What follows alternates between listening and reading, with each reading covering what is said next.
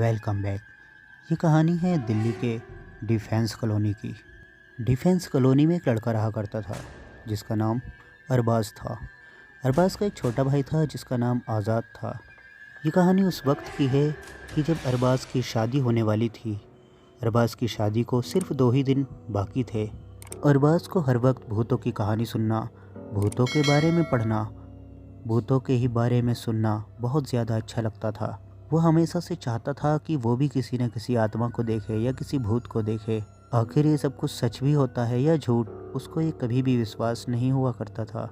अरबाज़ के कमरे में काफ़ी सारी डरावनी कहानियों की किताबें हुआ करती थीं। अरबाज़ सोने से पहले एक न एक भूत की कहानी पढ़ के ही सोता था।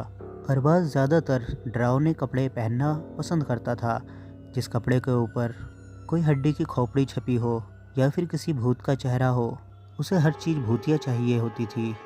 फिर एक दिन अरबाज के साथ एक ऐसी घटना घटी जिसके ऊपर आज तक किसी को भी विश्वास नहीं होता, लेकिन वो सब कुछ सच था। अरबाज की शादी को अभी 2 ही दिन बाकी थे। अरबाज अपने कमरे में एक भूतिया किताब पढ़ रहा था।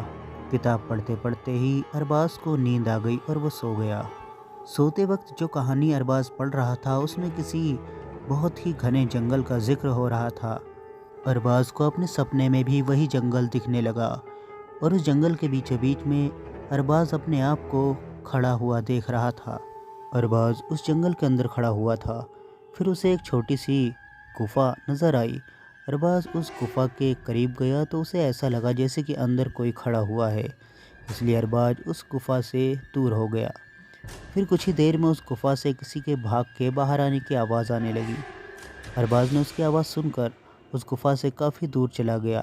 अचानक ही उस गुफा के अंदर से एक ऐसा शख्स निकला जो देखने में बहुत ही ज़्यादा डरावना था। कुछ देर तक अरबाज उसे छुपकर देखता रहा। उसके बाद वो कुत्ते की तरह सूंघने लगा और सूंघते हुए अरबाज के पीछे आने लगा।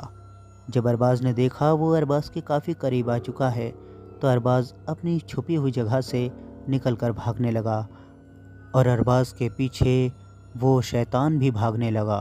भागते भागते अरबाज काफ़ी दूर निकल गया। उसके बाद अरबाज ने पीछे मुड़कर देखा तो उसके पीछे कोई भी नहीं था।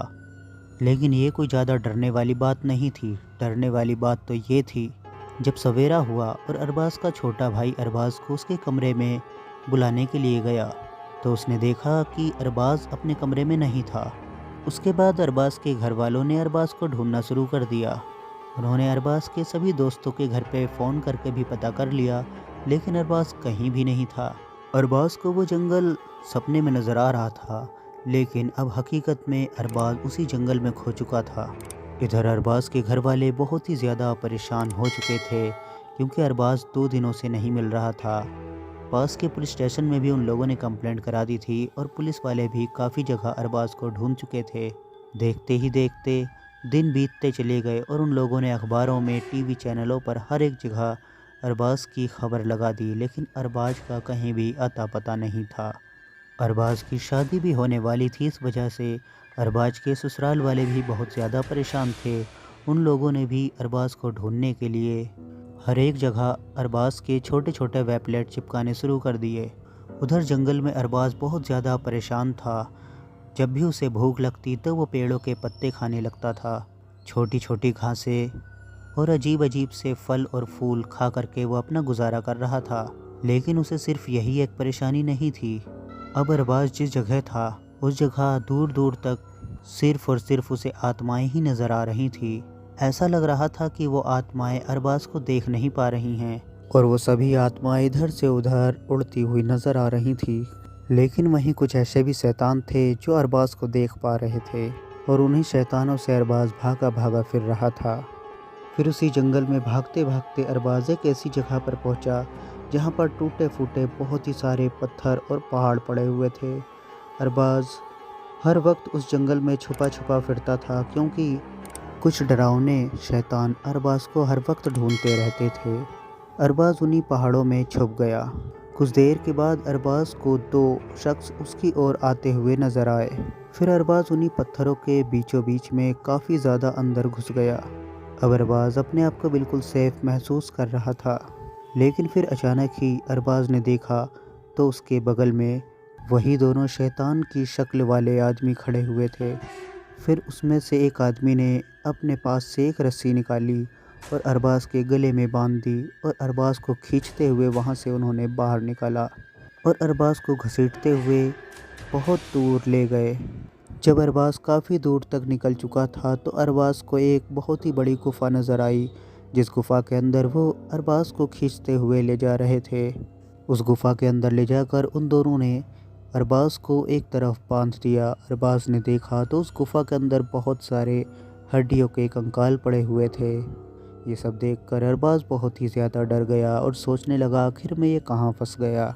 कुछ ही देर में उस गुफ़ा के अंदर एक बहुत ही लंबा चौड़ा और बहुत ही तगड़ा एक अजीब सा दिखने वाला आदमी आया और उसने आते ही अरबाज़ को खोला और एक पत्थर पर ले जा करके उसे लिटा दिया। इस वक्त अरबाज़ कुछ भी नहीं कर पा रहा था क्योंकि वो बहुत ही ज़्यादा डरा हुआ था। फिर उस डरावने शैतान ने अरबाज़ के दोनों हाथों पर एक एक पत्थर रख दिया और एक बड़ा सा पत्थर अरबाज़ के सीने पे रख दिया, जिसकी वजह से अरबाज़ का दम घुटने लगा और फिर वो शैतान भी गुफ़ा से बाहर चला गया। उसके बाद वहीं अंधेरे में से एक बहुत ही बूढ़ा सा एकदम कमज़ोर सा आदमी निकल कर आया और वो अरबाज़ के सीने पर से पत्थर को हटाने लगा, लेकिन उससे वो पत्थर हटाया नहीं जा रहा था। फिर किसी तरह उस बूढ़े आदमी ने अरबाज़ के हाथों के पत्थर हटाने शुरू करे और उस बूढ़े आदमी ने अरबाज़ के एक हाथ का पत्थर हटा दिया।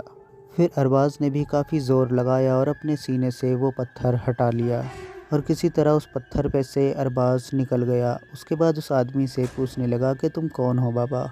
फिर उस बूढ़े आदमी ने कहा, इस गुफ़ा में अंदर की तरफ एक बहुत ही बड़ा कमरा है। उस कमरे के अंदर वो सभी लोग सो रहे हैं। तुम जाकर उन सभी लोगों को जगा दो और अपने आप को भी उठाना मत भूलना और हो सके तो मुझे भी उठा देना। अरबाज़ कहने लगा, बाबा ये सब क्या कह रहे हो आप। अचानक ही उस गुफ़ा के अंदर फिर से वो शैतान अंदर आने लगा। उसकी आवाज़ सुनते ही उस बूढ़े आदमी ने कहा, जितनी भी जल्दी हो सके तुम इस गुफ़ा के अंदर वाले कमरे में चले जाओ, वरना ये लोग तुम्हें भी यहीं हमेशा हमेशा के लिए कैद कर देंगे। फिर अरबाज़ तुरंत ही उस अंधेरे में भागने लगा। वो भागते भागते काफ़ी अंदर तक चला गया। वहाँ जाकर उसने देखा काफ़ी बड़े बड़े पहाड़ और पत्थर रखे हुए थे। उन पत्थरों के बीच में से होते हुए अरबाज़ उस गुफ़ा के अंदर पहुँच गया। वहाँ जाकर उसने देखा तो बहुत ही सारे लोग पत्थरों के ऊपर पड़े हुए थे और सभी के गले में रस्सियाँ बंधी हुई थी। ये सब कुछ देखकर अरबाज़ सोचने लगा आखिर ये सब लोग कौन हैं, क्योंकि अंधेरे में किसी की भी शक्ल साफ नहीं नज़र आ रही थी। फिर अरबाज़ को याद आया कि उन बाबा ने कहा था कि सबको जाकर जगा देना है। अरबाज़ ने एक एक करके सभी लोगों को जगाना शुरू करा, लेकिन उनमें से कोई भी नहीं उठ रहा था। फिर अरबाज़ ने देखा कि वहाँ जितने भी लोग लेटे हुए हैं सभी के गले में रस्सी बंधी हुई है और वो रस्सी उसी पत्थर से बंधी है जिस पत्थर पर वो लोग लेटे हुए हैं। अरबाज़ ने वहाँ लेटे हुए एक आदमी के गले से रस्सी खोलनी शुरू करी। जैसे ही अरबाज़ ने उस आदमी के गले की रस्सी खोली, अचानक ही वो आदमी वहाँ से गायब हो गया। फिर अरबाज़ ने दूसरे आदमी के गले की रस्सी खोली और वो भी गायब हो गया। फिर अरबाज़ ने एक एक करके लोगों के गले की रस्सी खोलनी शुरू कर दी और वो लोग गायब होते चले गए। फिर अचानक ही अरबाज़ ने देखा कि अरबाज़ जिसकी रस्सी खोल रहा है वो अरबाज़ ही था और अरबाज़ अपने आप को देखकर डर गया। फिर अरबाज़ समझ गया कि शायद मैं सपने के अंदर ही फंस गया हूँ और अरबाज़ ने देखा कि अब वहाँ पर 4-5 लोग ही बचे हैं जिनके गले में रस्सियाँ बंधी हुई हैं। फिर अरबाज़ ने अपनी रस्सी खोलने से पहले उन सभी की रस्सी खोली, लेकिन फिर जब अरबाज़ अपने गले की रस्सी खोलने के लिए आया तो अरबाज़ सोते हुए अपने आप को देख रहा था। उसके बाद अरबाज़ ने जैसे ही रस्सी खोलनी शुरू करी तो अरबाज़ के गले में बहुत ज़ोरों से जलन होने लगी। अरबाज़ ने जैसे ही रस्सी छोड़ दी तो वो सारी जलन ठीक हो गई। उसके बाद जैसे ही अरबाज़ उस रस्सी को खोलने की कोशिश करता था, तुरंत ही उसके गले में बहुत ज़ोरों से जलन होने लगती थी, जैसे कि आग जल रही हो, और उसे अपने गले में एक रस्सी बंधी हुई महसूस होती थी। फिर अरबाज़ समझ गया कि उस बूढ़े आदमी ने ये क्यों कहा कि हो सके तो मेरे भी गले की रस्सी खोल देना, क्योंकि कोई भी यहाँ पर अपने गले की रस्सी शायद नहीं खोल सकता। अरबाज़ ने बहुत ज़ोर लगाया, लेकिन वो किसी भी तरीके से अपने गले की रस्सी नहीं खोल पा रहा था। देखते ही देखते अचानक ही वो शैतान अंदर आ गया और उसने अरबाज़ को देख लिया और उस शैतान ने देखा कि अरबाज़ ने सभी लोगों के गले की रस्सी खोल दी थी और वहाँ पर कोई भी नहीं था। ये देखकर वो शैतान बहुत ज़ोरों से चिल्लाया। उसकी आवाज़ सुनकर अरबाज़ का सर चकरा गया। फिर उस आदमी ने एक बहुत बड़ा सा पत्थर उठाकर अरबाज़ के ऊपर दे मारा, लेकिन अरबाज़ वहाँ से हट गया और जिस पत्थर पर अरबाज़ लेटा हुआ था वो पत्थर उस पत्थर पर जाकर लगा और वो पत्थर टूट गया। जैसे ही वो पत्थर टूटा अरबाज़ वहाँ से गायब हो गया और फिर अचानक ही अरबाज़ की आंख खुली और अरबाज़ ने अपने आप को अपने ही घर में पाया। 10 दिन गुजर चुके थे। अरबाज़ के घर पर रिश्तेदारों की भीड़ लगी हुई थी। सभी लोग रो रहे थे। फिर अचानक ही अपने घर के ऊपर के फ्लोर से अरबाज़ उतर के नीचे आया। सब लोगों ने अरबाज़ को देखा। उनकी खुशी का ठिकाना नहीं था। अब उन लोगों के गम के आंसू अचानक ही खुशी के आंसू में बदल चुके थे। अरबाज़ के साथ जो भी कुछ हुआ था अरबाज़ ने उन सब लोगों को बताया, लेकिन उनमें से कोई भी अरबाज़ का विश्वास नहीं कर रहा था। लेकिन लोगों ने देखा कि अरबाज़ उसी कमरे से निकला है जिस कमरे में वो 10 दिन पहले सोया था, इसलिए उन लोगों को अरबाज़ का विश्वास भी करना पड़ा। अब अरबाज़ ने अपने कमरे से वो सभी भूतिया किताबें हटा दी। अरबाज़ ने नॉर्मल लोगों की तरह कपड़े पहनने भी शुरू कर दिए। अब अरबाज़ भूतिया बातों से भी काफ़ी दूर रहा करता था। फिर कुछ ही दिनों में अरबाज़ की शादी भी हो गई और अरबाज़ काफ़ी हद तक ये सारी बातें भूल चुका था और कहानी यहीं समाप्त हो जाती है। Thanks for watching. Bye bye.